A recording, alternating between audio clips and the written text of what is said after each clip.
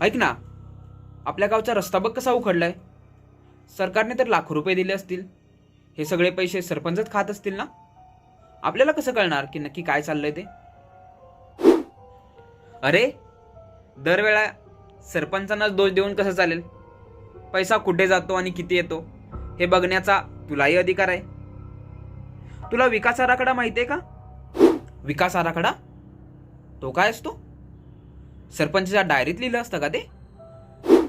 नाही रे, प्रत्येक वर्षी गावात कोणती कामं प्राधान्याने करायची आहेत याची एक यादी बनवली जाते. त्याला आपण GPDP म्हणजेच ग्रामपंचायत डेव्हलपमेंट प्लॅन म्हटलं जातं. हे सरपंच एकटा ठरवत नाही, तर ग्रामसभेत आपण गावकऱ्यांनी मिळून ठरवायचं असतं. पण या सगळ्या कामांसाठी पैसा नक्की येतो कुठून? सगळा खर्च सरकार करतं का? बघ, पैसा मुख्य 3 मार्गांनी येतो. एक, केंद्र सरकार. 15व्या वित्त आयोगाचा निधी थेट ग्रामपंचायतीच्या खात्यात येतो. 2, राज्य सरकार.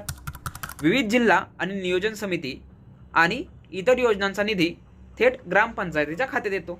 3, गावचा टॅक्स. आपण जी घरपट्टी आणि पाणीपट्टी भरतो तो पैसा गावच्या किरकोळ कामांसाठी वापरला जातो. बर, पण जर सरपंचाला वाटलं की आराखड्यात नसलेलं एखादं काम करायचंय तर तो करू शकतो का? मुळीच नाही. हेच तर महत्वाचं आहे.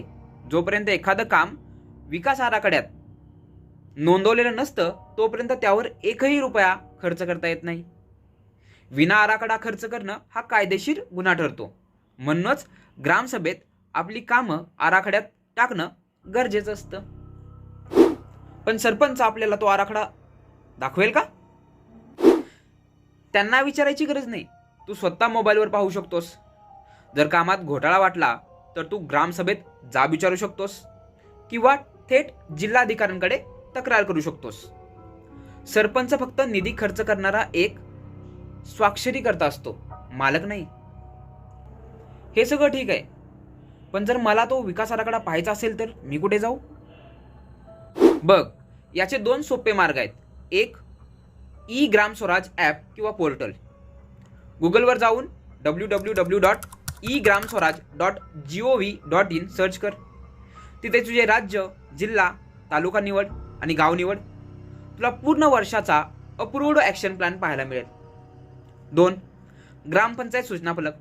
प्रत्येक ग्रामपंचायतीला त्यांचा वार्षिक आराखडा आणि मिळालेला निधी चावडीवर किंवा ग्रामपंचायत कार्यालयाबाहेर बोर्डवर लावणं बंधनकारक आहे.